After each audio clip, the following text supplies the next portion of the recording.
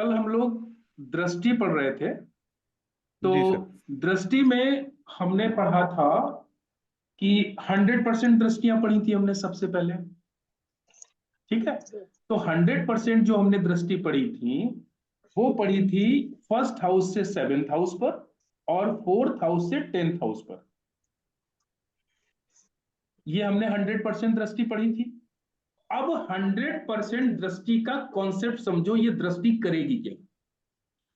मान लीजिए first house में कोई प्लैनेट बैठा हुआ है और सेवेंथ हाउस में कोई प्लैनेट बैठा हुआ है, और जब ये 100% दृष्टि से जब उस प्लैनेट को फर्स्ट हाउस वाला प्लैनेट देखेगा तो एनर्जी कैसे काम करेगी। तो ये एनर्जी ऐसे काम करेगी जैसे दूध में चीनी घुल जाती है। इनकी एनर्जी इस तरीके से मिल जाएगी कि हम अलग अलग इनकी एनर्जी को समझ ही नहीं सकते हैं। मतलब इतनी ज्यादा एनर्जी आपस में मिल जाएगी 100% दृष्टि वाली, जैसे दूध में चीनी घुल जाती है। उसका टेस्ट ही बदल जाता है दूध का। तो सर किसकी दृष्टि पड़ेगी, जो देख रहा है जहां पे देख रहा है उधर, के दोनों जगह ही बराबरी का असर होगा नहीं सर? नहीं नहीं, दृष्टि तो एक ही प्लैनेट, फर्स्ट हाउस ही सेवेंथ हाउस को देखेगा, सेवेंथ हाउस तो फर्स्ट को देखेगा ही नहीं। तो जो जो अगर मैं मानूं कि दृष्टि मिल जाएगी तो मैं सेवेंथ हाउस की प्रिडिक्शन के लिए उसको यूज करूंगा, उसकी दृष्टि को, कि फर्स्ट हाउस की प्रिडिक्शन के लिए? दोनों को करेंगे हम। जो हम दोनों को फर्स्ट हाउस, करेंगे। सपोज फर्स्ट हाउस में मार्स बैठा हुआ है, ठीक है। हम्म। हम्म। सेवेंथ हाउस में वीनस बैठा हुआ है, हम्म। ठीक है। मार्स ने जैसे ही वीनस पे दृष्टि डाली, अब ये मार्स और वीनस का कॉम्बिनेशन बन गया। अब सेवेंथ हाउस की जो प्रिडिक्शन जो हम लोग करेंगे, रिलेशनशिप की जो प्रिडिक्शन करेंगे, बिजनेस की जो प्रिडिक्शन करेंगे, वो हम मार्स और वीनस की कंबाइंड एनर्जी के आधार पे करेंगे। सेवेंथ का करेंगे बिल्कुल, वहां सेवेंथ मुझे तक, डाउट नहीं है। बिल्कुल। पर फर्स्ट का अगर हम जब करेंगे, नहीं, जब फर्स्ट का तो मार्स की हम लोग प्रिडिक्शन हाँ करेंगे ना, हाँ, उसमें बस वही वीनस का वही, कोई रोल नहीं है। कोई रोल नहीं है, बिल्कुल उसमें ठीक है, वीनस अब का समझ कोई रोल गया। नहीं है। वीनस हालांकि दृष्टि डाल रहा है। मैंने आपसे एक कॉन्सेप्ट बताया था ना कि बाद वाला ग्रह का, बाद वाले हाउसेस में जो प्लैनेट बैठे होते हैं वो अपनी सेवेंथ दृष्टि से डालते हैं दृष्टि। सेवन दृष्टि तो सब जानते हैं, आपने बताया था। हाँ। हाँ। तो लेकिन ये 100% दृष्टि नहीं है, ये नॉर्मल दृष्टि है। ओके। ठीक है। तो जब 100% दृष्टि से जब प्लैनेट एक दूसरे से मिलेंगे, अपनी एनर्जी मिलाएंगे, तो हमको ये इस तरीके से हमको याद रखना है कि उनकी मिलावट ऐसी होगी जैसे दूध में शक्कर घुल जाती है पूरी तरीके से। ठीक है। अब सपोज मान लीजिए कि फर्स्ट हाउस में बैठा हुआ प्लैनेट सेवेंथ हाउस पर दृष्टि डाल रहा है और वहां पर कोई प्लैनेट ही नहीं है। अब क्या होगा। अब ये होगा कि अब वो प्लैनेट उस सेवेंथ हाउस में अपनी एनर्जी को ऐसे डालेगा जैसे सपोज आप, एक एग्जांपल मैं आपको दे रहा हूं, जैसे मान लीजिए कोई लंगड़ा व्यक्ति है, सेवेंथ हाउस में बैठा है। सेवेंथ हाउस में कोई प्लैनेट नहीं है, हम ये मान लेते हैं कोई लंगड़ा आदमी बैठा है, और हम्म। उस आदमी को कहीं से दूसरी टांग मिल जाए, है ना। तो क्या हुआ कि आ, ये होगा कि उन दोनों प्लैनेट, उनकी आइडेंटिटी तो अलग अलग होगी, लेकिन कहीं ना कहीं दोनों साथ मिलकर काम करेंगे। जैसे एक एग्जांपल देता हूं, यही एग्जांपल हम ले लेते हैं। जैसे मान लीजिए फर्स्ट हाउस में मार्स है, ठीक है, और सेवेंथ हाउस खाली है। अब हम्म। मंगल की पूर्ण 100% दृष्टि पड़ेगी सेवेंथ हाउस पर। तो यहां हम्म। पर यह प्रिडिक्शन आएगी कि उस व्यक्ति की शादीशुदा लाइफ में हमेशा कुछ ना कुछ नोक झोंक होती रहेगी। अगर मंगल खराब हो रहा होगा कुंडली में किसी भी तरीके से, तो उस खराब मंगल के रिजल्ट सेवेंथ हाउस को भी देख सहने पड़ेंगे, क्योंकि मंगल की 100% दृष्टि सेवेंथ हाउस पर जा रही है।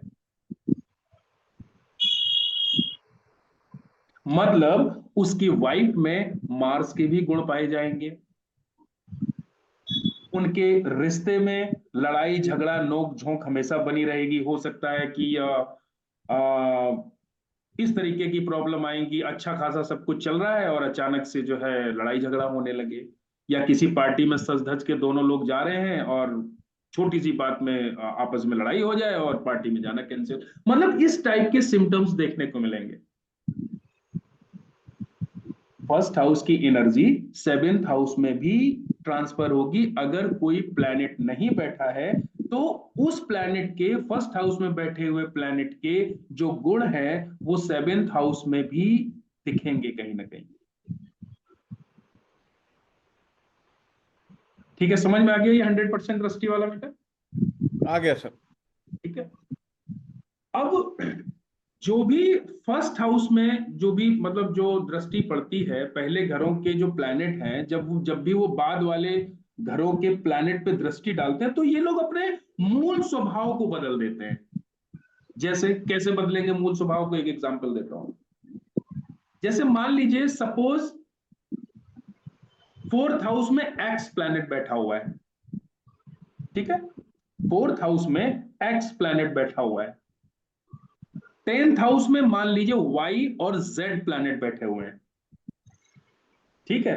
अब एक्स प्लैनेट वाई और जेड प्लैनेट से जब अपनी एनर्जी को मिलाएगा तो यहां पे दो कंडीशन पैदा होंगी।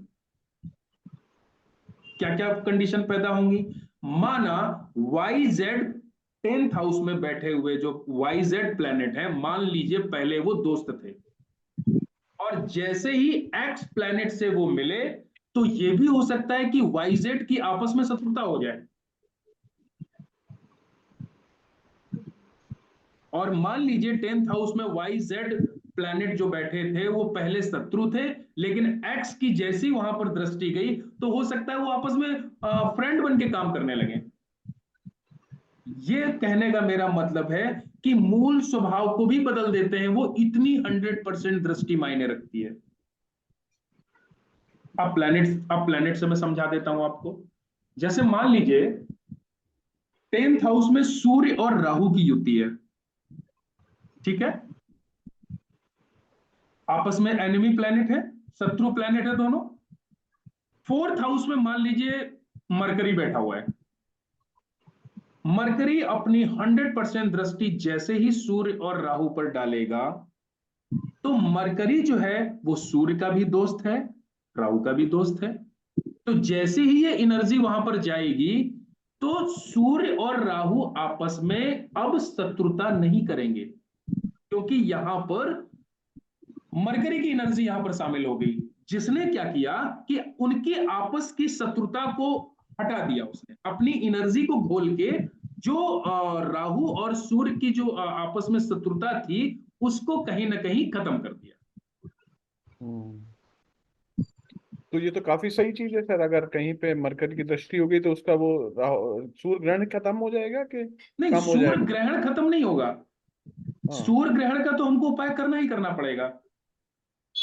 कहीं ना कहीं जो सूर्य ग्रहण के जो लक्षण हैं वो तो देखने को मिलेंगे ही मिलेंगे, लेकिन अच्छा। यहां पर यह भी होगा कि जो सूर्य राहु की आपस की शत्रुता की जो बहुत बैड रिजल्ट मिलने वाले थे, क्या क्या बैड रिजल्ट हो सकते हैं सूर्य राहु अगर साथ में है? सूर्य राहु अगर साथ में है तो सूर्य हमारे पिता का कारक है, राहु हमारे पिता के ऊपर ग्रहण लगाता है। हो सकता है उस बच्चे के फादर की एज कम हो, उसके पैदा होते ही हो सकता है उनके साथ में कोई प्रॉब्लम आ जाए, या उनके पिता को जीवन भर कुछ ना कुछ सडन समस्या लगी रहे, ठीक है, या उनसे उनके उसके फादर से उसकी ना बने, सरकार से उनकी ना, सरकार से उस बच्चे को कोई ज्यादा मतलब फायदा ना हो, उसको जो है ना कैल्शियम की दिक्कत हो सकती है, क्योंकि सूर्य जो है ना उसकी आत्मा का मतलब आत्मा का कारक होता है। तो कहीं ना कहीं उसकी आत्मा अशुद्ध हो गई। लेकिन जैसी बुद्ध की एनर्जी अगर उसकी कुंडली में बुद्ध की दृष्टि पड़ रही है तो जितने भी हमने ये आपको बैड सिम्टम्स बताए वो इतने देखने को नहीं मिलेंगे, उसमें कमी आ जाएगी। ठीक है, इस तरीके से दृष्टियां काम करती हैं। सर अगर मान लीजिए इसी केस में बगल वाले ग्रह में बुध हो, तो आपने एक बताया था ना कि वो पड़ोसी कुछ आपने आप कुछ एक जॉइंट वॉल टाइप का कुछ कॉन्सेप्ट बताया था ना कल? मैंने ज्वाइंट वॉल का ये कॉन्सेप्ट बताया था। अगर अगल बगल घर में आपस में मित्र प्लैनेट बैठे हुए हैं तो वो अपनी मित्रता दिखाएंगे। लेकिन अगर आपस में शत्रु प्लैनेट बैठे हुए हैं तो वो दोनों एक दूसरे से कोई मतलब नहीं रखेंगे, एज ए पड़ोसी की तरह। जैसे हमारे पड़ोस में अगर कोई हमारा मित्र रह रहा है तो बीच बीच में हम उसके साथ जाएंगे, उसके साथ बैठेंगे, उसके साथ पार्टी करेंगे, उससे बातें करेंगे, अगर हमारे पड़ोस में हमारा मित्र रह रहा है। और अगर मान लीजिए कोई ऐसा आदमी रह रहा है जिससे हमारी नहीं बनती, हमारा शत्रु रह रहा है, तो उससे हमको मतलब ही नहीं है, हम उसकी तरफ देखेंगे भी नहीं। उसके घर में क्या हो रहा है क्या नहीं हो रहा है हमको क्या मतलब उससे। लेकिन सर जैसे आपने बताया कि दृष्टि पड़ी, अगर मान लीजिए सूर्य राहु की युति थी, दृष्टि पड़ गई बुध की, तो वो उनमें वो उनका जो बुरा प्रभाव कम कर देगी। तो अगर उसके बगल में बुध हो, उसके पहले या बाद वाले घर में बुध आ जाए, सूर्य राहु की युति हो, तो भी कुछ फर्क पड़ेगा नहीं क्या तो सर? नहीं, तो उसकी सूर्य राहु के युति में वो काम नहीं करेगा। लेकिन हाँ, सूर्य और बुध मतलब आपस में जब भी इनका वो सिम्टम्स बनेंगे तो आपस में ये एक दूसरे की हेल्प करेंगे। राहु बुध आपस में एक दूसरे की हेल्प करेंगे, अच्छा अच्छा। इस तरीके से करेंगे। लेकिन सूर्य राहु की जो युति है वो पूरी उसमें कोई तरीके से वो काम, हाँ, उसमें कुछ नहीं नहीं कर होगा। पाएगा बुध, अगर बगल वाले घर में बैठा हुआ है। Okay sir. ठीक है। अब दृष्टि का एक एग्जांपल और बताता हूं कि दृष्टि और किस तरीके से इफेक्ट डाल सकती है। एक चार्ट बनाइए, एक चार्ट बना लीजिए, 1 से लेके 12 तक पूरा लिख दीजिए उसमें चार्ट में।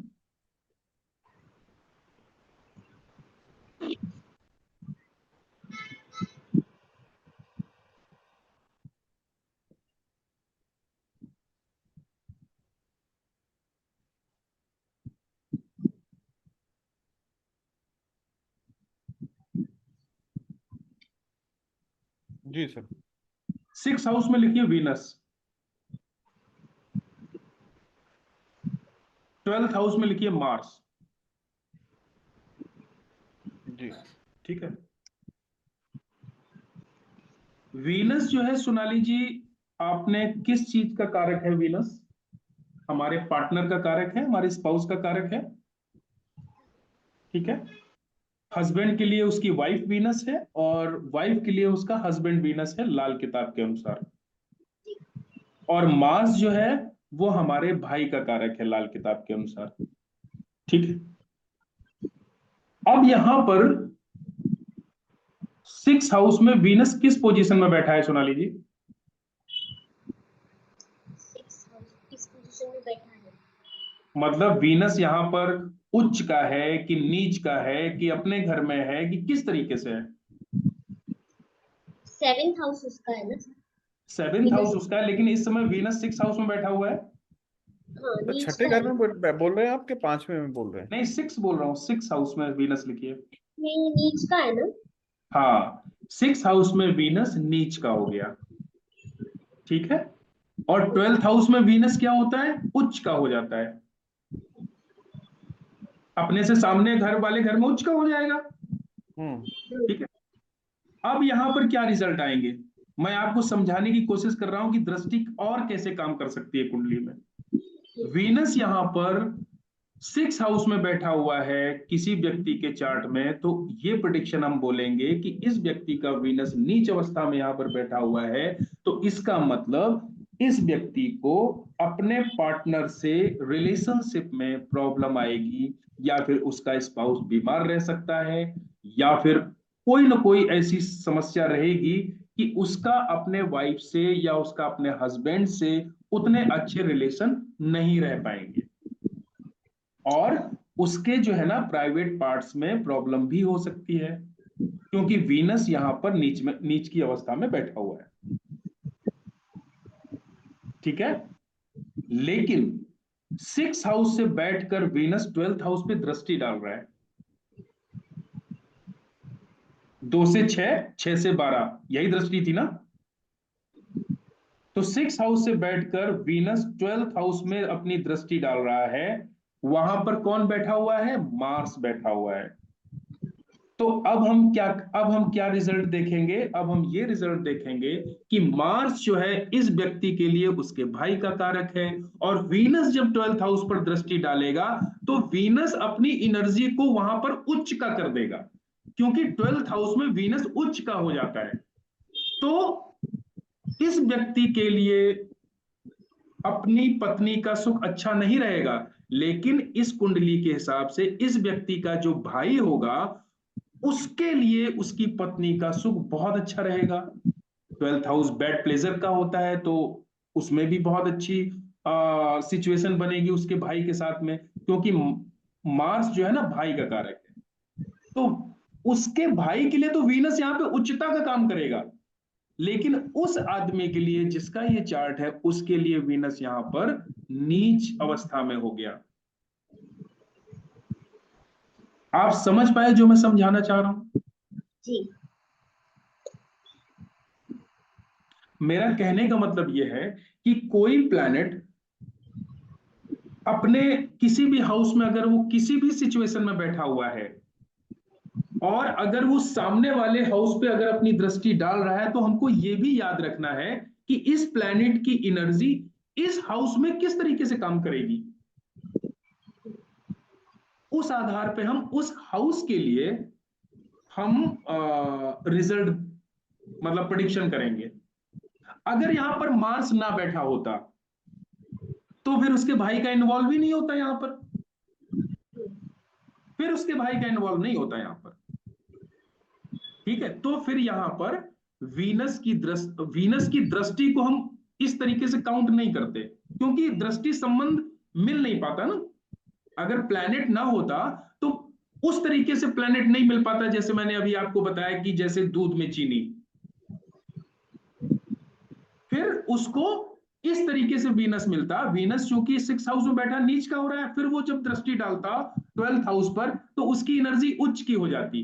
तो कहने का मतलब ये होता कि हम प्रेडिक्शन उसको ये करते कि भले ही इस व्यक्ति की वाइफ को बीमारी रह सकती है, लेकिन इस व्यक्ति का वीनस इसको खराब रिजल्ट नहीं देगा, इसके लिए प्रॉब्लम नहीं रहेगी, इसके पार्टनर के लिए प्रॉब्लम रहेगी। ठीक है,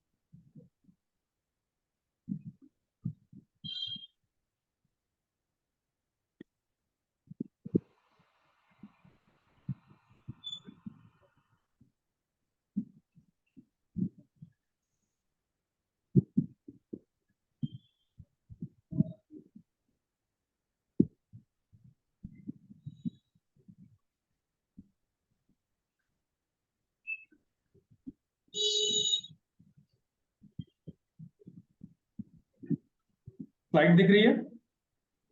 जी।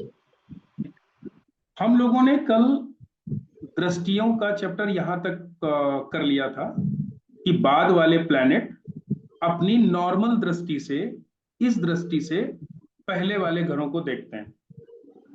ठीक है, अब हम आगे चलते हैं।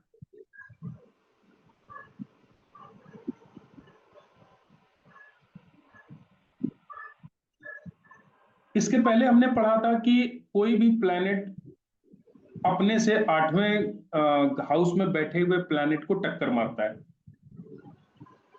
ठीक है, 8वीं टक्कर मारता है, ये हमने पढ़ा था पिछली क्लास में। जी। आगे बढ़ते हैं, अचानक चोट देने वाले ग्रह। अब ये देखिए, इस चार्ट में आप देखिए यहां पर अचानक चोट पड़ती है। जैसे 1st हाउस में बैठा हुआ प्लैनेट 3rd हाउस में चोट मार सकता है, 3rd हाउस में बैठा हुआ प्लैनेट 1st हाउस को चोट मार सकता है। ये दिख रहा है ना आपको?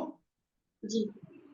2nd हाउस, हाँ, दोनों एक दूसरे को चोट मार सकते हैं। कहने का मेरा मतलब यह है कि अगर 1st हाउस में भी प्लैनेट बैठा होगा, 3rd हाउस में भी प्लैनेट बैठा होगा, तो ये दोनों कभी भी एक दूसरे को चोट मार सकते हैं। चोट मारने का मतलब है ये दोनों एक दूसरे के रिजल्ट को खराब कर सकते हैं।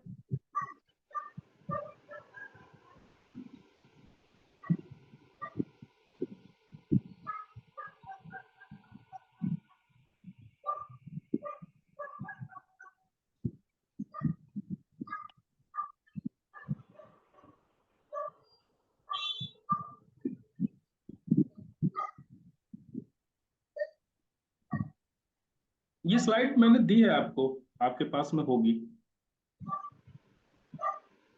ठीक है। जहां जहां पे एरो बने हुए हैं, जैसे सेकंड हाउस और फोर्थ हाउस आपस में एक दूसरे को टक्कर मार सकते हैं, अचानक चोट दे सकते हैं।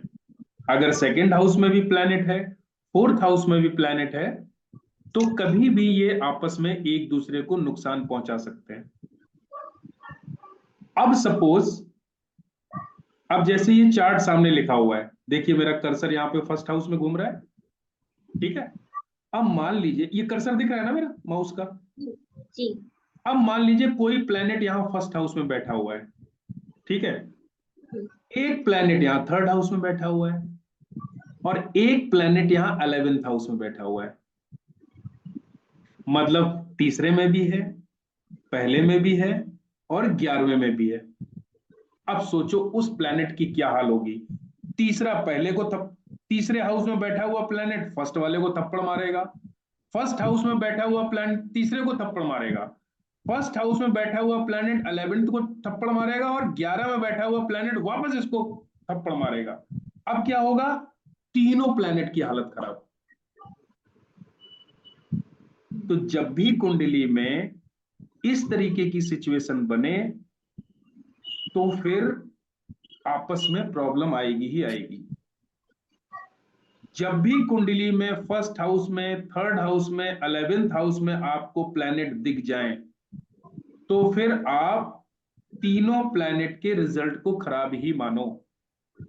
सेकंड हाउस, फोर्थ हाउस और सिक्स हाउस तीनों में, second house, fourth house, six house तीनों में आपस में प्लैनेट बैठे हुए अगर मिल जाएं, तो तीनों प्लैनेट की हालत खराब ही समझो आप।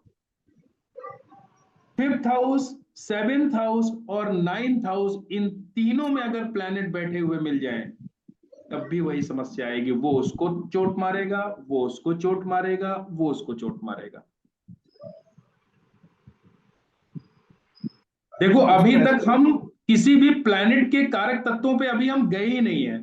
उसके पहले ही हम कुंडली से ये डिसाइड किए दे रहे हैं कि कौन सा प्लैनेट हमारी कुंडली में खराब पोजीशन में बैठा हुआ है, कितनी बुरी स्थिति में बैठा हुआ है। तो चोट तो सर सभी खाएंगे, फिर तो सभी को बिल्कुल सब ज्यादा खाएंगे, मतलब। बिल्कुल सब खाएंगे चोट, बिल्कुल सब चोट खाएंगे। अब जैसे एक एग्जांपल दूं, जैसे मान लो सेकंड हाउस में शनि बैठा हुआ है, ठीक है। फोर्थ हाउस में चंद्रमा बैठा हुआ है। यहां पर काम और रुपए पैसे प्रॉपर्टी और मां की हालत खराब ही रहेगी। चाहे अच्छा प्लेसमेंट था तब भी सर, हाँ? आपस में चोट पड़ गई ना, अचानक चोट दे रहे हैं ये। वो शुक्र और और अगर कहीं चंद्रमा। सिक्स हाउस में भी प्लेनेट बैठा होगा, तब तो चंद्रमा की हालत ही खराब हो गई। दोनों तरफ से दोनों तरफ टक्कर से। पड़ रही है चंद्रमा को, नीचे से भी चोट पड़ रही है, ऊपर से भी चोट पड़ रही है। और अगर अरे इसमें बाप शत्रु प्लेनेट अगर बैठ गए, तब बहुत बुरी स्थिति बन जाएगी। अरे बाप, ये तो बड़ी खतरनाक है सर, लाल किताब। लाल किताब से अगर कोई भी कुंडली देखते समय अगर ये सारे रूल अगर आपको पता है, कुंडली को देखते ही सारे रूल अगर आपके दिमाग में याद आ जाते हैं, आप बहुत अच्छी प्रेडिक्शन कर सकते हो। आप वो चीज उसके सामने वाले के सामने रख सकते हो जो चीज सिर्फ उसी को पता है और उसके अलावा किसी को पता ही नहीं है।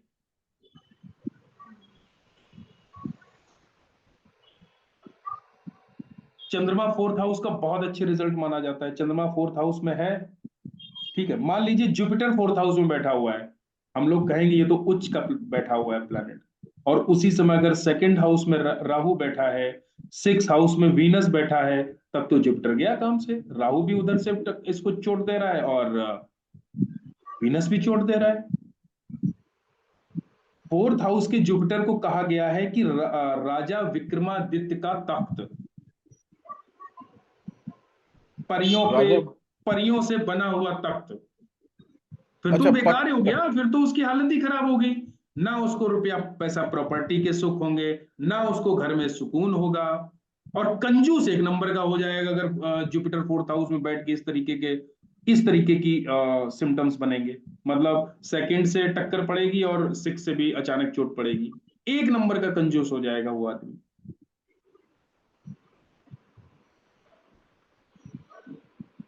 कंजूस क्यों हो जाएगा सर? जुपिटर फोर्थ हाउस में जब भी खराब होता है तो वो बहुत ही ज्यादा कंजूस हो जाते हैं ऐसे आदमी, पैसे खर्च नहीं करना चाहते हैं। क्योंकि जुपिटर एक धार्मिक प्लैनेट है, वो हाँ। आलतू फालतू रुपए खर्च करने में भी मतलब ऐसा आदमी सोचता है।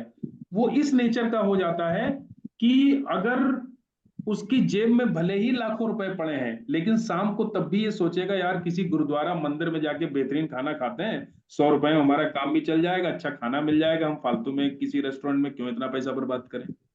Jupiter fourth house. समझ गया सर।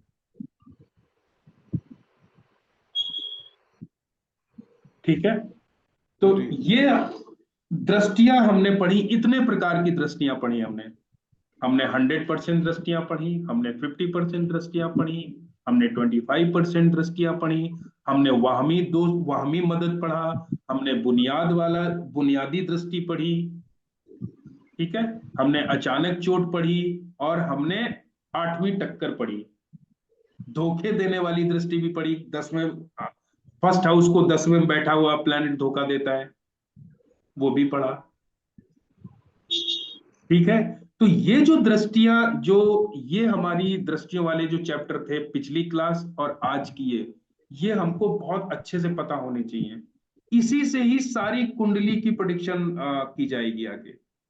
इसी चीजों से ही हमें पता चलेगा कि कौन सा प्लैनेट किस स्थिति में बैठा हुआ है हमारी कुंडली में।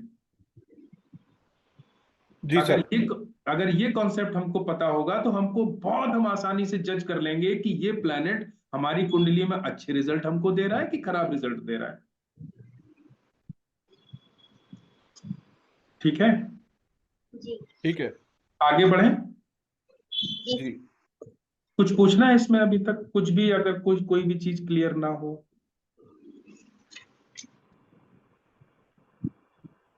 क्लियर है सर। क्लियर है ठीक। सर। ओके।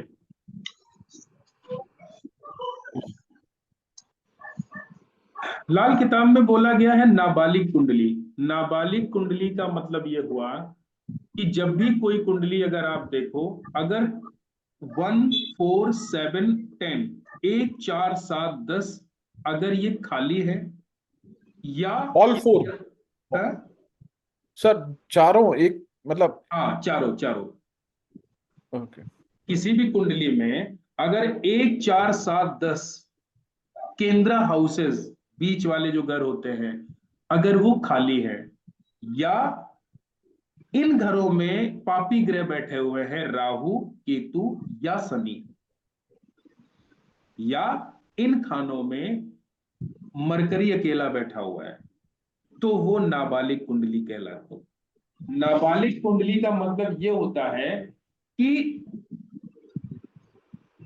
जो 12 साल की उम्र होती है बच्चे की, तब तक उन ग्रहों का कोई भरोसा नहीं होता है कि ये इस कुंडली में जो भी प्लैनेट बैठे हुए हैं वो इस बच्चे को क्या रिजल्ट देंगे। और 72 साल के बाद, जब एज ढलती है बुढ़ापे में, 72 साल बाद भी उन ग्रहों का कोई भरोसा नहीं होता है कि इस कुंडली वाले को किस तरीके के रिजल्ट मिलेंगे। मतलब सर 12 से 72 साल के बीच में तो प्रिडिक्शन कर सकते हैं अपन। हाँ बिल्कुल, बिल्कुल। बच्चे की कुंडली 1 से 12 साल तक हम उसमें प्रेडिक्शन कर ही नहीं सकते हैं, क्योंकि वो नाबालिग कुंडली है। अच्छा। कोई भरोसा नहीं है कि वो प्लैनेट किस अवस्था में बैठे हुए हैं यहाँ पर। मतलब उस बच्चे की तबीयत खराब भी हो सकती है, उसको किसी तरीके से मृत्यु तुल्य कष्ट भी हो सकता है उस बच्चे को। ठीक है। और यही सेम सिम्टम्स रिपीट हो जाते हैं जब व्यक्ति 70 72 साल के ऊपर जाता है। भाई बुढ़ापे में भी कहा ही गया है कि आदमी की बच्चे जैसी सोच हो जाती है, बच्चे की तरह ट्रीट करता है वो, है ना। तो तब भी वो कुंडली सक्की हो जाती है। अब इस कुंडली को देखेंगे कैसे, ये तरीका है देखने का। जब भी इस तरीके की कोई कुंडली अगर आपके सामने आती है, तो बच्चे की पहली साल, ये एक चार्ट ये बना है, यहां पर लिखा हुआ है बच्चे नाबालिग कुंडली वाले साल। अगर बच्चा पहले साल में है तो हम उस कुंडली में उसका 7th हाउस देखेंगे और वीनस को देखेंगे।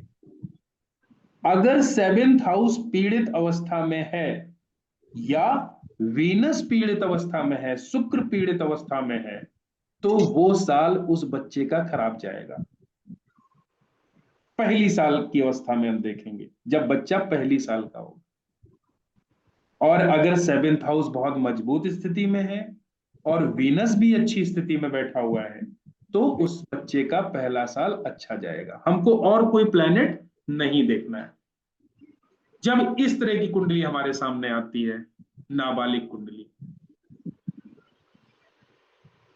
इसी तरीके से जब बच्चा दूसरे साल में जाएगा, 2 साल का होगा, तो हमको खाना नंबर 4 देखना पड़ेगा, 4th हाउस कैसा है कुंडली में, और चंद्रमा की स्थिति देखनी पड़ेगी जब 2 साल का होगा।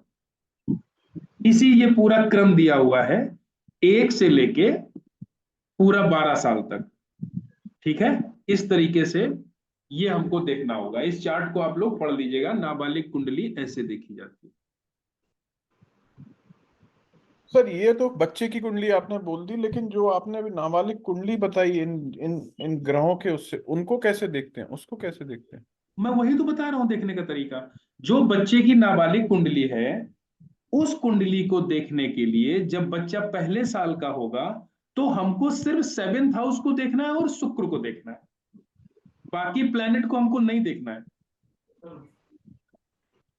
सर ये तो बच्चे की कुंडली है। अगर हाँ मान लीजिए मेरी कुंडली है, उसमें 1 4 7 10 खाली है, तो वो नाबालिग कुंडली होगी। बिल्कुल।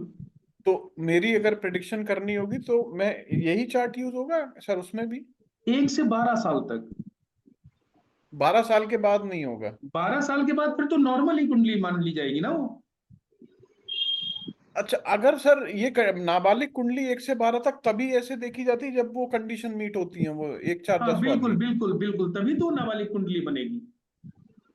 अगर वो कंडीशन नहीं है, जैसे उसके 1 4 7 10 में ग्रह है, तो सर हाँ उसकी भी नॉर्मल प्रिडिक्शन हाँ होगी? बिल्कुल नॉर्मल, फिर वो नॉर्मल कुंडली हो गई ना। फिर हम और कुंडली की तरह उसकी प्रोडिक्शन करेंगे। सर ये तो बिल्कुल हमें कंफ्यूजन था। मैं ये सोचता था ये नाबालिग कुंडली हर एक की होती, जो भी नहीं बच्चा नहीं होता नहीं है नहीं उसका नहीं, हर एक की नाबालिग। नहीं होती है। हाँ नाबालिग कुंडली जैसे मैंने बताया ना, 1 4 7 10 में प्लैनेट ना हो, या पापी ग्रह बैठे हो, राहु केतु शनि बैठे हो, या बुध अकेला बैठा हो, उस कंडीशन में ये नाबालिग कुंडली बनती है। और राहु केतु शनि के साथ भी बुध बैठ जाए तो भी नहीं होगी ना सर? नहीं नहीं बुध नहीं, अकेला नहीं है? बुध अकेला होना चाहिए। ठीक है। ठीक, तो इसको इस चार्ट को आप रीड कर लीजिएगा, किसी भी कुंडली को देखने के लिए हम इस तरीके से, तुम्हें सुना लीजिए, समझ में आ गया? ये इस साल लिखे जी हुए हैं। ठीक है, जैसे बच्चा मान लीजिए 5वें साल में हुआ, और अगर उसको कोई प्रॉब्लम आ रही है, तो उसका हम 11th हाउस देखेंगे, 11th हाउस कहाँ से डिस्टर्ब हो रहा है, या शनि को देखेंगे, कहीं शनि तो डिस्टर्ब नहीं हो रहा है। जी ठीक है, जी आगे बढ़ते हैं। ये जो काफी दिन से हम लोग बात कर रहे थे, मसनूई ग्रह, बनावटी ग्रह, ये बहुत इंपॉर्टेंट है। इसको कैसे समझते हैं? कोई भी प्लैनेट जो है ना, वो 2 एनर्जी से मिलके बना होता है। जैसे बृहस्पति जो है ना, वो सूर्य और शुक्र से मिलकर बना होता है। या हम ये कहेंगे कि बृहस्पति जिस हाउस में बैठा होगा, 1st हाउस से लेकर 12th हाउस तक, जिस भी हाउस में बृहस्पति बैठा होगा, तो वहां पर सूर्य और शुक्र की एनर्जी को भी सम्मिलित किया जाएगा।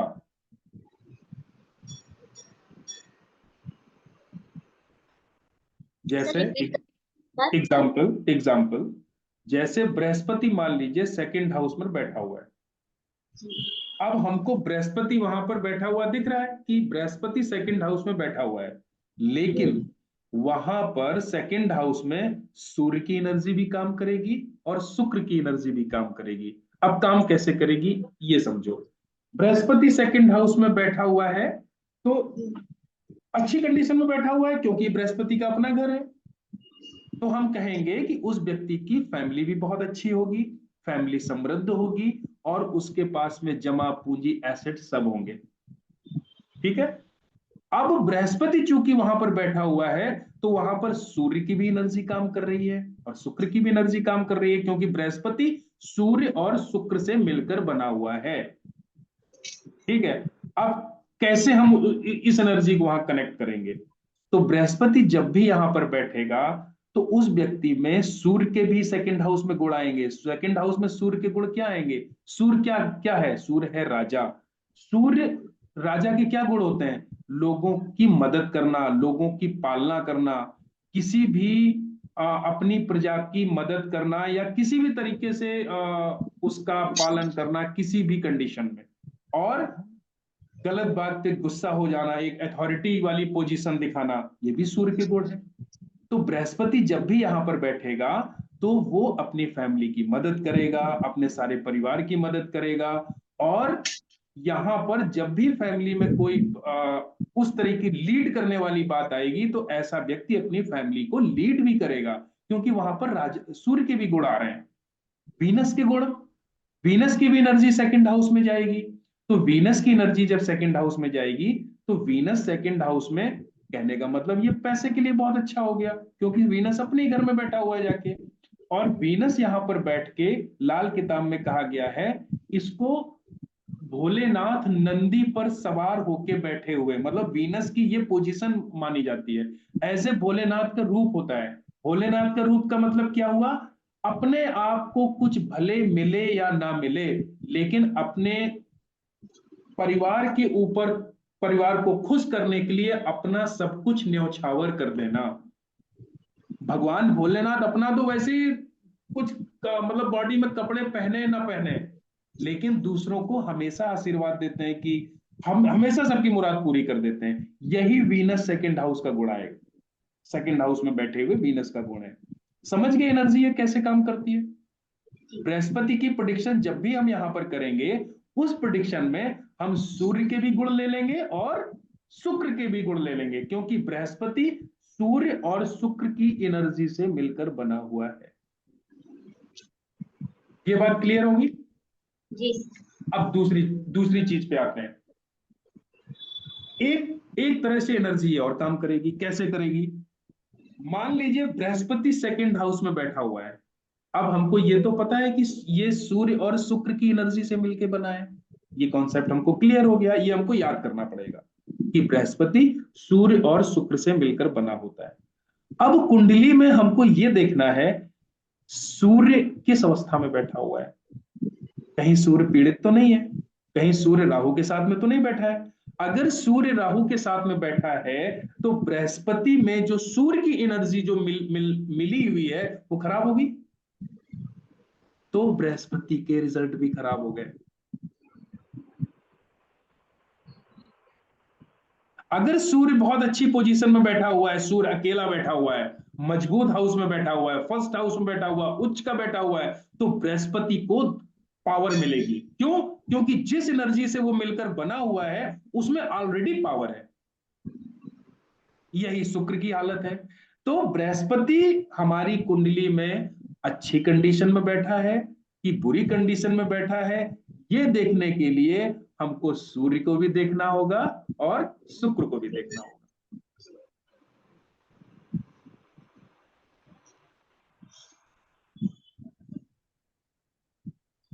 ये सेकंड पॉइंट क्लियर? जी। ठीक है, थर्ड पॉइंट पे आते हैं।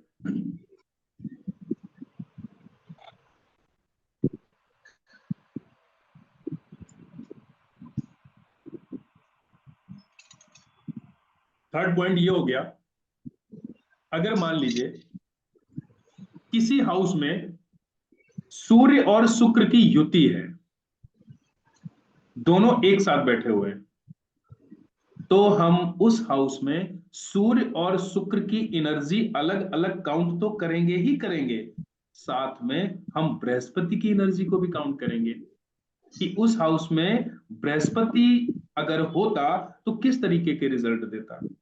मतलब उस हाउस के कारक तत्वों में बृहस्पति के कारक तत्वों को भी मिला देंगे, क्योंकि सूर्य और शुक्र एक साथ बैठे हैं तो ये मिलके एनर्जी होगी बृहस्पति की। जैसे सूर्य, मान लीजिए सूर्य और शुक्र 5th हाउस में बैठे हुए हैं, ठीक है, सूर्य और शुक्र 5th हाउस में बैठे हुए हैं। 5th हाउस किसका होता है? संतान का होता है, ठीक है। अब यहां पर संतान भाव में सूर्य की भी एनर्जी है और शुक्र की भी एनर्जी है। कहने का मतलब इस व्यक्ति का, हम संतान की प्रेडिक्शन करते हैं, इस व्यक्ति की जो संतान होगी उसके अंदर सूर्य के भी गुण होंगे, मतलब अथॉरिटेटिव पोजीशन पे भी रहेगा, ठीक है, हमेशा रूल करने की सोचेगा, और उसके अंदर वीनस के भी गुण रहेंगे, मतलब लग्जरी प्रधान इसका बच्चा रह सकता है। लेकिन ये दोनों की एनर्जी मिलके क्या बनी? बृहस्पति की एनर्जी बन गई। मतलब वो आदमी आइडियोलॉजी पे चलने वाला होगा, ज्ञानवान होगा, कभी किसी के साथ में गलत नहीं करेगा।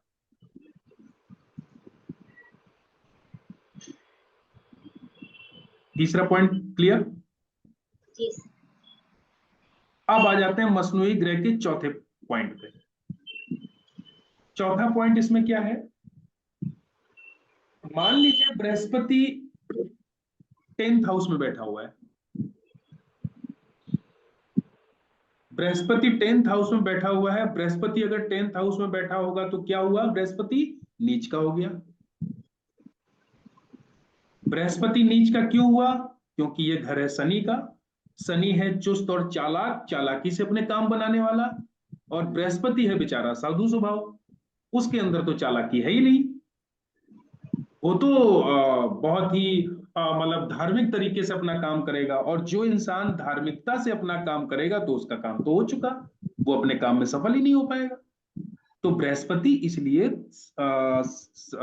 10th हाउस में नीच का हो जाता है, ठीक है। अब मैंने आपको बताया था कि जो भी प्लेनेट उच्च का हो या नीच का हो तो उसका डायरेक्ट उपाय नहीं करते हैं। कैसे करेंगे? उसके मसनूई ग्रह का उपाय करेंगे। अब हम ये देखेंगे कि 10th हाउस में चूंकि बृहस्पति बैठा है तो हम ये मानेंगे कि यहां पर सूर्य और शुक्र की एनर्जी काम कर रही है। अब हमको ये डिसाइड करना होगा कि 10th हाउस में सूर्य अच्छा है कि शुक्र अच्छा है। कौन सा प्लेनेट आपके हिसाब से 10th हाउस में अच्छा है? शुक्र अच्छा होगा। शुक्र अच्छा होगा, क्योंकि शनि का ये दोस्त है, जी। और सूर्य शनि का शत्रु प्लेनेट है, तो सूर्य तो कंफर्टेबल पोजीशन में है ही नहीं। तो अब हम क्या करेंगे? बृहस्पति का उपाय करने के लिए हमको शुक्र और सूर्य को ध्यान रखना है। अब हमको यह सोचना है कि इस हाउस में शुक्र तो कंफर्टेबल पोजीशन में है, बस हम अगर यहां से इस बृहस्पति से सूर्य की एनर्जी को अगर खत्म कर दें तो यहां पर किसकी एनर्जी बची? सिर्फ शुक्र की एनर्जी बची। तो उपाय क्या करेंगे? हम यहां से सूर्य को हटाएंगे। कैसे हटाएंगे सूर्य को? सूर्य की कारक चीजों को लेकर या फिर हम दान कर देंगे, और या फिर हम उसको जल प्रवाह कर देंगे। मतलब अपने से उस एनर्जी को हम दूर कर देंगे। क्या क्या है सूर्य की चीजें? गुड़, हम गुड़ जल प्रवाह कर सकते हैं। तांबे का सिक्का, हम तांबे का सिक्का जल प्रवाह कर सकते हैं। गेहूं, हम गेहूं किसी को दान दे सकते हैं। हो गया बृहस्पति का उपाय। सूर्य की एनर्जी निकल गई, वीनस बचा, काम अपने आप से ही हो जाएगा। जी सर। ये मसनोई को समझने के ये 4 पॉइंट्स हैं। ये 4 पॉइंट्स, ये जितने भी प्लेनेट आपको दिख रहे हैं 9 प्लेनेट, ये सब में रूल लगेगा। ये जो मैंने 4 पॉइंट्स बताए आपको, ये चारों पॉइंट्स सारे प्लैनेट्स में लगाए जाएंगे। निश्चित जी, समझ में आया आपको?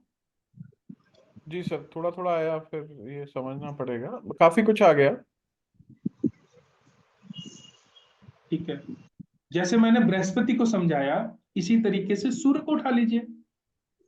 सूर्य अगर किसी भी हाउस में बैठा हुआ है, ठीक है, तो हम उस हाउस में बुध और शुक्र की एनर्जी को मानेंगे।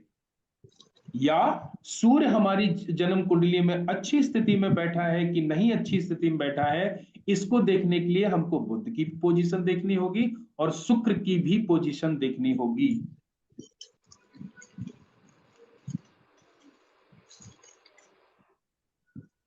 ठीक है,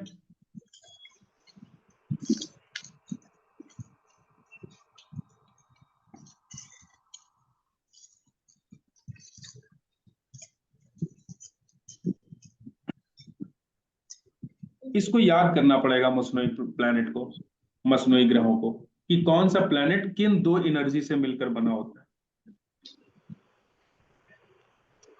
ठीक है, जी। शुक्र राहु और केतु से मिलकर बना होता है।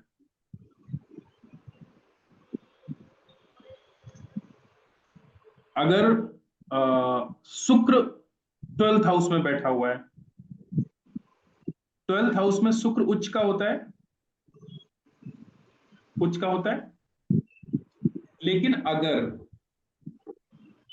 यहां पर उच्च का प्लैनेट शुक्र अगर यहां पर बैठा हुआ है और अगर हमारे पार्टनर की, हमारे वाइफ की या हमारे हस्बैंड की तबीयत खराब हो रही है, किसी भी तरीके से उसको हेल्थ इश्यूज आ रहे हैं, तो इसका मतलब वीनस वहां पे किसी ना किसी तरीके से खराब हो रहा है। अब हम उपाय कैसे करेंगे?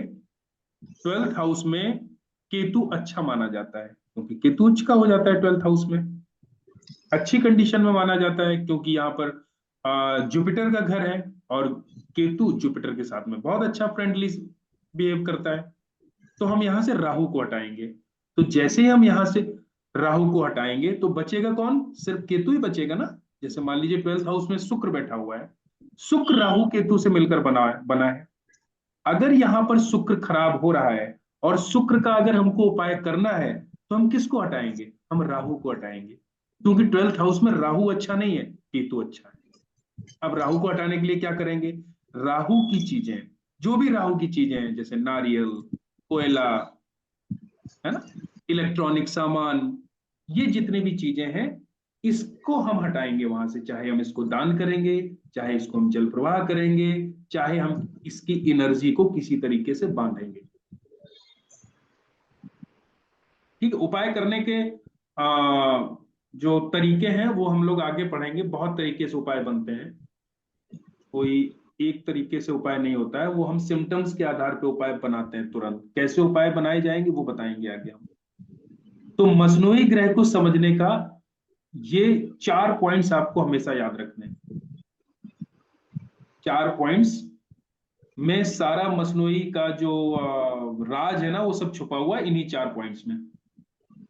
इससे चौथे पॉइंट से बाहर नहीं जाना है और इसको याद कर लेना है बस।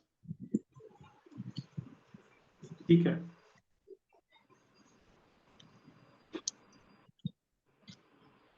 आगे चलें। जी जी। ये तो और बहुत बढ़िया चीज है, कुर्बानी के बकरे। कुर्बानी के बकरे का मतलब ये हुआ, जब भी कोई प्लैनेट खराब होता है, कोई प्लैनेट किसी भी कंडीशन में अगर खराब हो रहा है, तो वो अपनी बुराई किसी दूसरे प्लैनेट पे डाल देता है। मतलब खुद खराब नहीं होता है, वो दूसरे प्लैनेट को खराब कर देता है। जैसे जैसे इसमें मैंने शनि का एग्जाम्पल दिया है। जैसे कुंडली में शनि खराब हो रहा है, शनि खराब कैसे होगा? या फिर वो 5th हाउस में बैठ जाए, या फिर उसके ऊपर सूर्य की दृष्टि पड़ जाए, या चंद्रमा की दृष्टि पड़ जाए, या सूर्य की टक्कर पड़ जाए, या चंद्रमा की टक्कर पड़ जाए, या किसी भी तरीके से सैटर्न दोनों घरों के बीच में फंस जाए। और भी तरीका है सैटर्न को खराब होने का। तो जब भी शनि खराब होगा तो वो राहु केतु को खराब कर देगा। और राहु केतु मिलके क्या बनते हैं? राहु केतु मिलके क्या बनते हैं? अभी आपने राहु शुक्र केतु बनते हैं, शुक्र बनते हैं, वीनस बनता है। राहु केतु मिलके वीनस बनता है। तो जब भी शनि खराब होगा तो वीनस खराब हो जाएगा। इसको हमेशा याद रखना है, जब भी कुंडली में शनि खराब होगा तो शनि तो खराब होगा ही होगा, लेकिन अपने साथ में वो वीनस को भी खराब कर देगा। जैसे सूर्य, मान लीजिए शनि के ऊपर सूर्य की दृष्टि पड़ रही है, तो शनि खराब हुआ, हम ये कहेंगे कि इस व्यक्ति का काम धंधा सब खराब हो गया, मकान जब भी बनाएगा तब प्रॉब्लम आएगी, ना इसको मकान का सुख होगा, ना इसको चाचाओं का सुख होगा, ना ही इसको काम धंधा इसका सेट होगा। लेकिन ये तो होगा ही होगा, लेकिन इसके साथ में शुक्र को भी खराब कर देगा शनि, क्योंकि शनि राहु केतु को खराब कर रहा है और राहु केतु मिलके शुक्र बनते हैं।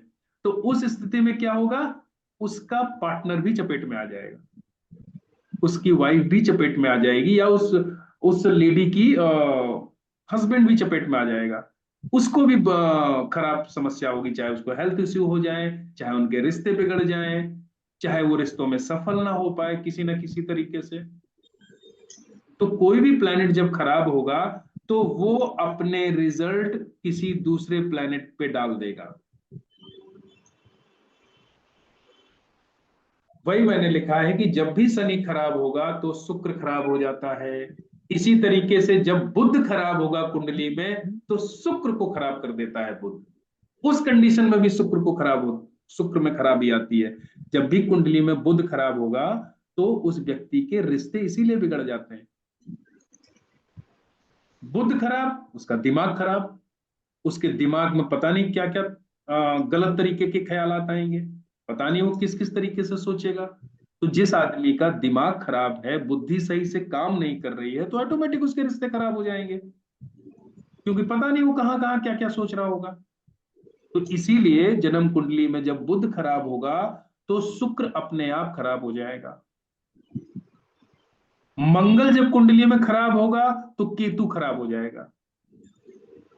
अगर मंगल किसी भी तरीके से खराब हो रहा है कुंडली में, खराब घरों में बैठा हुआ है, नीच का बैठा हुआ है, या उसके ऊपर किसी पापी ग्रह की दृष्टि पड़ रही, जैसे शनि की दृष्टि पड़ जाए, राहु की दृष्टि पड़ जाए, या शनि को मंगल को किसी की टक्कर से अगर मंगल खराब हो रहा हो तो केतु खराब हो जाएगा। केतु जब खराब होगा तो केतु से कौन कौन खराब होगा, मेल संतान, मेल चाइल्ड। केतु कारक होता है मेल चाइल्ड का। पॉजिटिव थॉट्स, घुटने, कमर में दर्द, ठीक है। और जो हमारे प्राइवेट पार्ट्स होते हैं, वो सेक्स ऑर्गन्स, वो भी केतु ही होता है। तो इन सब में खराबी देखने को मिलेगी। साला, हमारा साला केतु होता है, और दोता जो भांजा होता है वो भी केतु ही रिप्रेजेंट करता है इसको। तो इन सब से रिश्ते खराब हो जाएंगे। पर ससुराल राहु होती सर, आपने बताया था, पर हाँ साला केतु होगा। हाँ, बड़ा भी होगा हमसे एज में तब भी केतु होगा, और छोटा बिल्कुल बिल्कुल, साला, दोता, भांजा, मामा, और भाई मंगल ही होगा, चाहे बड़ा भाई है या छोटा भाई सर। बिल्कुल बिल्कुल, भाई मंगल ही होगा। बड़ा भाई, वैसे बड़ा भाई और चाचा और ताया ये सैटर्न से देखे जाते हैं, लेकिन बहुत हद तक मंगल से ही सब देखा जाता है, छोटे भाई चाहे बड़े भाई। जब भी 9th हाउस में मंगल खराब हो रहा होगा तो आप कुंडली को देख के तुरंत ये बोलेंगे कि क्या, जिसकी भी कुंडली होगी तो उससे आप बोलेंगे क्या आपके आपके पिता के आपके भाइयों से संबंध अच्छे हैं। अगर मंगल खराब हो रहा होगा 9th हाउस में बैठ के, तो वो देखा आपको अच्छा। सामने वाला तुरंत बताएगा कि नहीं नहीं, मेरे फादर से मेरे भाइयों की नहीं बनती है, या किसी न किसी को प्रॉपर्टी का लेके कोई ना कोई विवाद चल रहा है मेरे फादर और उनके भाइयों में, ठीक है। अच्छा। इसी तरीके से जब जन्म कुंडली में शुक्र खराब हो रहा होगा तो चंद्रमा को खराब कर देगा। चंद्रमा मतलब अगर कुंडली में शुक्र खराब हो रहा है तो शुक्र अपने असर चंद्रमा पे डालेगा, और चंद्रमा जब खराब होगा तो क्या क्या खराब होगा, माँ के साथ रिलेशन खराब हो सकते हैं, माँ के हेल्थ इश्यूज हो सकते हैं, कैश लिक्विडिटी, पैसों का कारक है चंद्रमा, पैसे की स्थिति खराब हो सकती है। फादर की प्रॉपर्टी का कारक है चंद्रमा, प्रॉपर्टी से रिलेटेड इशू आ सकते हैं। हमको ब्लड से रिलेटेड समस्या हो सकती है। हमारा जो सोच है, हमारा जो दिमाग है, ठीक है, वो एकाग्रचित नहीं होगा, वो इधर उधर दिमाग भागेगा, हम अपने काम में नहीं टिक पाएंगे। चंद्रमा जब खराब होता है तो इस तरीके हमको, हमारे साथ में कोई चीटिंग कर सकता है या हम चीट कर सकते हैं किसी को। चंद्रमा चीटिंग का भी कारक होता है। ठीक है। इसी तरह गुरु जब खराब होगा तो वो केतु को कुर्बान कर देगा, केतु खराब हो जाएगा। जैसे ही गुरु खराब होगा तो केतु खराब हो जाएगा। सूर्य खराब होगा तब भी केतु खराब हो जाएगा। केतु देखो, हर हर प्लैनेट केतु को ही पीटता है। इसीलिए आप देखोगे मैक्सिमम केसेस में अधिकतर व्यक्तियों के घुटनों में दर्द रहता है, कानों में समस्या रहती है, कमर में दर्द रहता है, बच्चों की शिकायत रहती है कि मेरे बच्चे पढ़ते नहीं है या मेरे बच्चे मेरा कहना नहीं मानते हैं। मैक्सिमम लोगों के केस में आपको यही समस्याएं देखने को मिलेंगी। अधिकतर लोगों का रोना यही होता है, केतु से संबंधित ही अधिकतर लोगों का रोना होता है। या हम जिंदगी में सफल नहीं हो पाए, क्योंकि केतु झंडा का भी कारक है। कहीं पे झंडा गाड़ देना, मतलब केतु हमारा बहुत अच्छे रिजल्ट दे रहा है तभी तो हमने झंडा गाड़ा, क्योंकि झंडा केतु है। जब भी 12th हाउस में केतु को स्थापित करना हो तो हमको अपने घर की छत पर गोल्डन और लाल रंग का झंडा लगाना चाहिए, तिकोना। जो झंडा लाल रंग का होता है और गोल्डन कलर की, जिस तो किनारे किनारे गोल्डन कलर का उसके ऊपर वो चढ़ा होता है और तिकोना होता है। मतलब जो गोटा टाइप का लगाते हैं सब बिल्कुल पर। बिल्कुल बिल्कुल तो ऐसा लगाना चाहिए अपने घर में, जो भगवा ध्वज लगाने की प्रथा है बिल्कुल वो। लगाना चाहिए। उससे केतु आपका 12th हाउस में जाएगा और केतु 12th हाउस में बहुत अच्छे रिजल्ट देता है। आप जिस तरीके के इंसान होंगे आपकी उसी प्रकार की इच्छाएं पूर्ण करेगा। अगर आप धार्मिक होंगे तो आपको धार्मिकता में ले जाएगा। अच्छा। अगर आप जिंदगी में बहुत मजे करना चाहते हैं, बहुत ऐश करना चाहते हैं, आपको अय्यासी में ले जाएगा, सारे सुख सुख देगा। 12th हाउस का केतु आदमी जिस विचारधारा का होता है उसी तरफ लेके जाता है उसको। अच्छा अच्छा। सर मैं ये दोस्ती दुश्मनी देख रहा था अभी दृष्टि से, एक दिमाग में क्वेरी आ रही। अगर चंद्र चौथे घर में है हम्म और शनि 10वें घर में है, हम्म तो 100% दृष्टि आ गई चंद्रमा की सर। हम्म पर चंद्रमा का तो ये बराबरी का ग्रह है शनि, तो हार्मफुल नहीं होगी वो, लेकिन केतु नीच का बनेगा सर, ऐसा कुछ होगा क्या इंटरप्रिटेशन? बराबर का ग्रह कहाँ है? चंद्रमा और शनि की तो शत्रुता है आपस में। सर मैं आपका चार्ट देख रहा हूँ, अगर चंद्रमा का बराबर के ग्रह में शनि लिखा है, देखो बट शनि के शत्रु ग्रह में चंद्रमा लिखा है। देखो, तो चंद्रमा शनि को अपना शत्रु नहीं मानता है, लेकिन शनि हाँ चंद्रमा को अपना शत्रु मानता हाँ। है ना? जी तो जी। यहां पर आ, चंद्रमा खराब नहीं होगा, यहां पर शनि खराब होगा। शनि खराब करेगा अगर चंद्रमा की दृष्टि शनि में पड़ रही है तो? चंद्रमा की दृष्टि शनि पर जा रही है ना, तो जब भी हम्म चंद्रमा की दृष्टि शनि पर जाती है तो हम्म। शनि खराब होता है। चंद्रमा उच्च का हो, चंद्रमा अच्छे रिजल्ट देता है। और जब शनि की दृष्टि चंद्रमा पर जाती है तो चंद्रमा खराब होता है, शनि अच्छे रिजल्ट देता है। तो यहां पर चंद्रमा की दृष्टि जा रही है ना शनि पे, हम्म। शनि खराब होगा लेकिन चंद्रमा अच्छे रिजल्ट देगा, चंद्रमा यहां खराब नहीं होगा। ओके।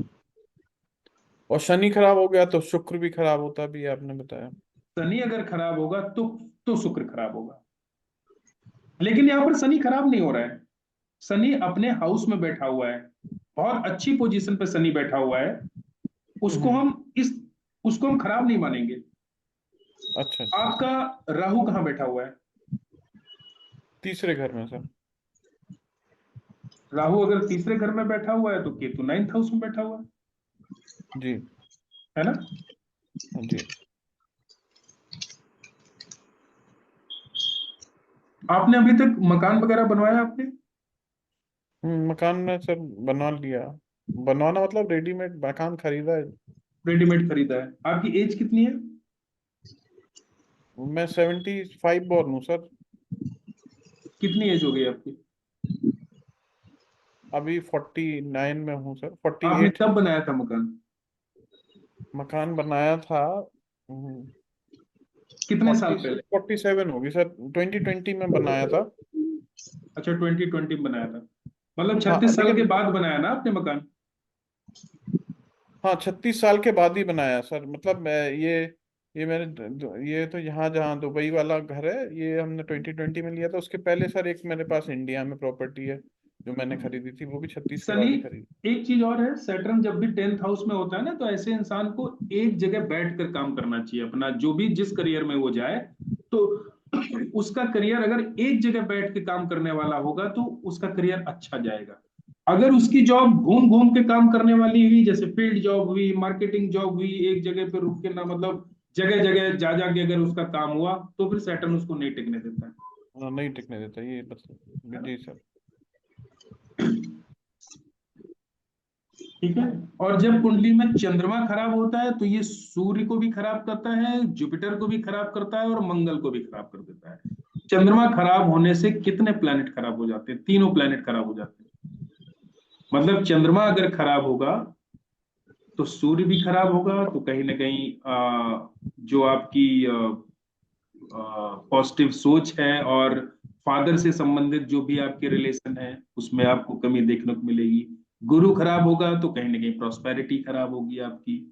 जो भी जो संपन्नता होती है वो गुरु से आती है, चाहे वो ज्ञान हो, चाहे आइडियोलॉजी हो, चाहे वो गुरु से संबंधित कोई चीजें हो, चाहे वो आपके पूर्वज हो, वो सब गुरु से। तो कहीं ना कहीं जुपिटर भी खराब हो जाएगा। मंगल जो होता है वो आपके रिश्तों का कारक होता है, आपकी खुशी का कारक होता है। आपके परिवार में अगर मतलब डेली वेजेस पे क्या, मतलब हर टाइम टाइम पे अगर पार्टीज होती हैं, खुशी वाले चीजें आती हैं, दावत वगैरह होती है, सब लोग शामिल होते हैं, सारा खानदान या रिश्ते जितने भी हैं, तो आपका मंगल अच्छा काम कर रहा है। अगर मान लीजिए इस तरीके के सिम्टम्स नहीं है, परिवार में लड़ाइयाँ होती हैं और बहुत ज्यादा गैदरिंग नहीं होती है, तो कहीं ना कहीं मंगल खराब हो रहा है। ठीक है, तो एक चंद्रमा जब खराब होगा तो इतनी सारी चीजें खराब होंगी। ये याद करने वाली चीजें हैं सारी।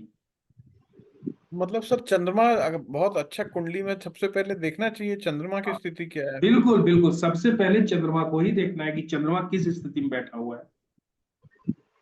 अच्छा। हम्म।